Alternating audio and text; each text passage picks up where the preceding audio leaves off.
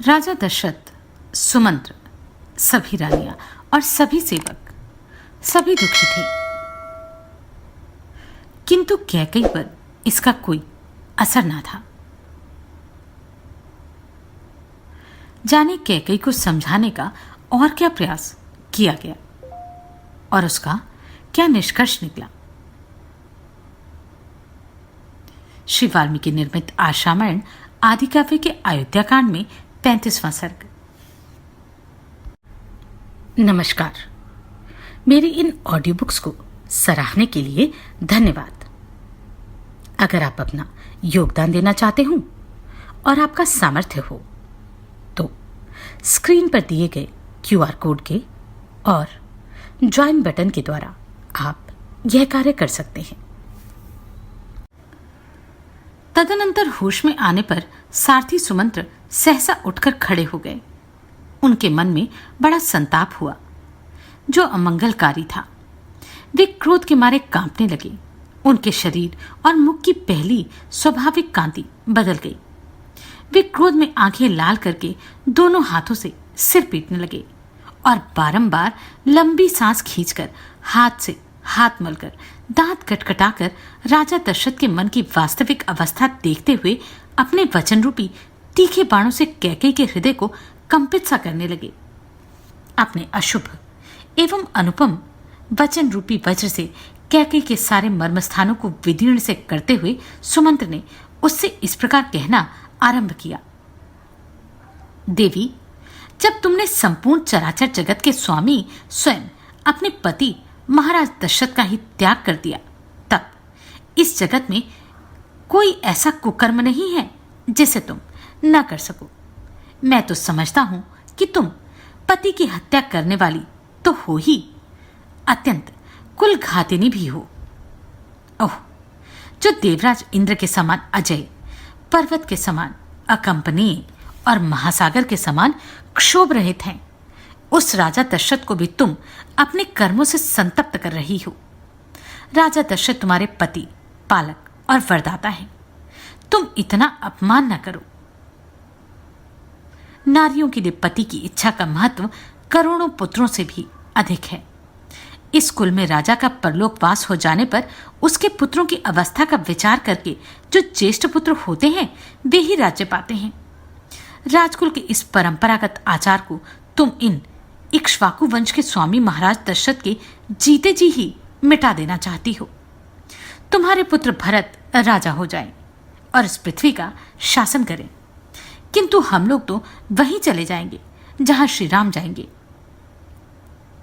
तुम्हारे राज्य में कोई भी ब्राह्मण निवास नहीं करेगा। यदि तुम आज वैसा मर्यादाहीन कर्म करोगी तो निश्चय ही हम सब लोग उसी मार्ग पर चले जाएंगे जिसका श्री राम ने सेवन किया है।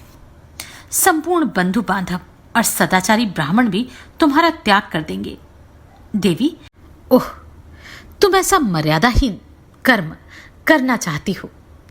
मुझे तो यह देखकर आश्चर्य हो रहा है कि तुम्हारे इतने बड़े अत्याचार करने पर भी पृथ्वी तुरंत फट क्यों नहीं जाती, अथवा बड़े बड़े ब्रह्मऋषि के धिक्कारपूर्ण वाग्दंड अर्थात शाप, जो देखने में भयंकर और जलाकर भस्म कर देने वाले होते हैं, श्री राम को घर से निकलने के लिए तैयार खड़ी हुई तुम जैसी पाषाण हृदय का सर्वनाश क्यों नहीं कर डालते। भला आम को कुल्हाड़ी से काटकर उसकी जगह नीम का सेवन कौन करेगा? जो आम की जगह नीम को ही दूध से सींचते हैं, उसके लिए भी वह नीम मीठा फल देने वाला नहीं हो सकता। अतः वरदान के बहाने श्री राम को वनवास देकर कैकेयी के चित्त को संतुष्ट करना राजा के लिए कभी सुखद परिणाम का जनक नहीं हो सकता। कैकेयी, मैं समझता हूं कि तुम्हारी माता का अपने कुल के अनुरूप जैसा स्वभाव था वैसा ही तुम्हारा भी है। लोक में कही जाने वाली यह कहावत सत्य ही है कि नीम से मधु नहीं टपकता। तुम्हारी माता के दुराग्रह की बात हम जानते हैं। इसके विषय में पहले जैसे सुना गया था वह बताया जाता है। एक समय किसी वर देने वाले साधु ने तुम्हारे पिता को अत्यंत उत्तम वर दिया था। उस वर के प्रभाव से कैकेयी नरेश समस्त प्राणियों की बोली समझने लगे। तिर्यक्योनि में पड़े हुए प्राणियों की बातें भी उनकी समझ में आ जाती थी। एक दिन तुम्हारे महातेजस्वी पिता शैया पर लेटे हुए थे। उसी समय जृंभ नामक पक्षी की आवाज उनके कानों में पड़ी। उसकी बोली का अभिप्राय उनकी समझ में आ गया, अतः वे वहां कई बार हंसे। उसी शैया पर तुम्हारी मां भी सोई थी। वह यह समझकर कि राजा मेरी हंसी उड़ा रहे हैं कुपित हो उठी और गले में मौत की फांसी लगाने की इच्छा रखती हुई बोली, सौम्य नरेश्वर, तुम्हारे हंसने का क्या कारण है, यह मैं जानना चाहती हूं। तब राजा ने उस देवी से कहा, रानी, यदि मैं अपने हंसने का कारण बता दूं तो उसी क्षण मेरी मृत्यु हो जाएगी, इसमें संशय नहीं है।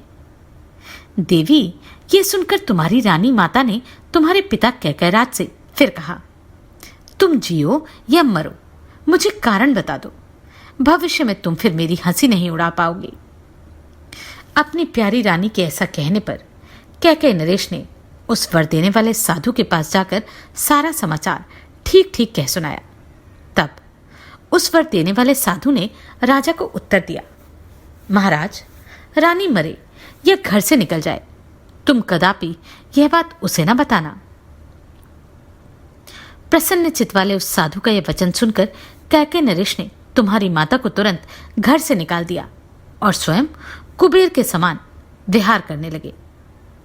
तुम भी इसी प्रकार दुर्जनों के मार्ग पर स्थित हो, पाप भरी दृष्टि रखकर मोहवश राजा से यह अनुचित आग्रह कर रही हो। आज मुझे यह लोकोक्ति 16 आने सच जान पड़ती है कि पुत्र पिता के समान होते हैं और कन्याएं माता के समान। तुम ऐसी ना बनो, इस लोकोक्ति को अपने जीवन में चरितार्थ ना करो। राजा ने जो कुछ कहा है उसे स्वीकार करो। श्री राम का राज्याभिषेक होने दो। अपने पति की इच्छा का अनुसरण करके इस जन समुदाय को यहां शरण देने वाली बनो। पापपूर्ण विचार रखने वाले लोगों के बहकावे में आकर तुम देवराज इंद्र के तुल्य तेजस्वी अपने लोक प्रतिपालक स्वामी को अनुचित कर्म में ना लगाओ। देवी, कमल नयन श्री राम राजा दशरथ पाप से दूर रहते हैं। वे अपनी प्रतिज्ञा झूठी नहीं करेंगे। श्री रामचंद्र जी अपने भाइयों में ज्येष्ठ, उदार, कर्मठ, स्वधर्म के पालक, जीव जगत के रक्षक और बलवान हैं। इनका इस राज्य पर अभिषेक होने दो। देवी, यदि श्री राम अपने पिता राजा दशरथ को छोड़कर वन को चले जाएंगे तो संसार में तुम्हारी बड़ी निंदा होगी। अतः श्री रामचंद्र जी ही अपने राज्य का पालन करें और तुम निश्चिंत होकर बैठो। श्री राम के सिवा दूसरा कोई राजा इस श्रेष्ठ नगर में रहकर तुम्हारे अनुकूल आचरण नहीं कर सकता। श्री राम के युवराज पद पर प्रतिष्ठित हो जाने के बाद महाधनुर्धर राजा दशरथ पूर्वजों के वृतांत का स्मरण करके स्वयं वन में प्रवेश करेंगे। इस प्रकार सुमंत ने हाथ जोड़कर केकई को उस राजभवन में सांत्वनापूर्ण तथा तीखे वचनों से भी बारंबार विचलित करने की चेष्टा की, किंतु वह टस से मस न हुई। देवी कैकई के मन में ना तो क्षोभ हुआ ना दुखी। उस समय उसके चेहरे के रंग में भी कोई फर्क पड़ता नहीं दिखाई दिया। इस प्रकार श्री वाल्मीकि निर्मित आज रामायण आदि काव्य के अयोध्या कांड में 35वां सर्ग पूरा हुआ। कैकई ने नहीं मानना था सो ना मानी। जाने राजा दशरथ ने कैसे श्री राम को भेजने की इच्छा प्रकट की। आप सभी को कोटि कोटि साधुवाद। आपने इन वीडियोस को इतना प्रेम दिया। नमस्कार, मैं आभा शर्मा जावास।